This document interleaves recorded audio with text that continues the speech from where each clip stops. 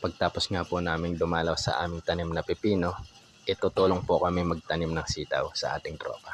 Tara, samahan niyo po kami magtanim. 2 hours later.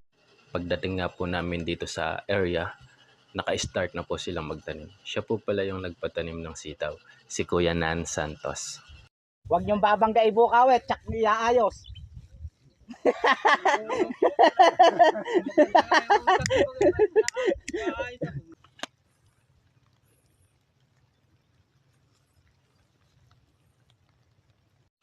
Ganyan po siya.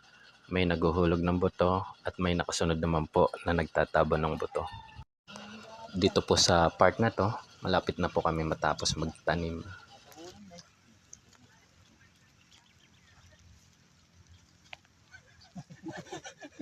Nauna yung tabo. Sa buta. Sobrang excited nila. Tinay na kalamig. Naga malamig yung kami dito. Pa-deliver. Alak ba pare magdidilig ka, hindi ka magdilig ngayon. Hindi na. Sabi mo magdidilig ka. Babe, nakalunas din yung sila. Ano magtanim kasi, puro nakangiti. Alam niyo tuloy nila na yan.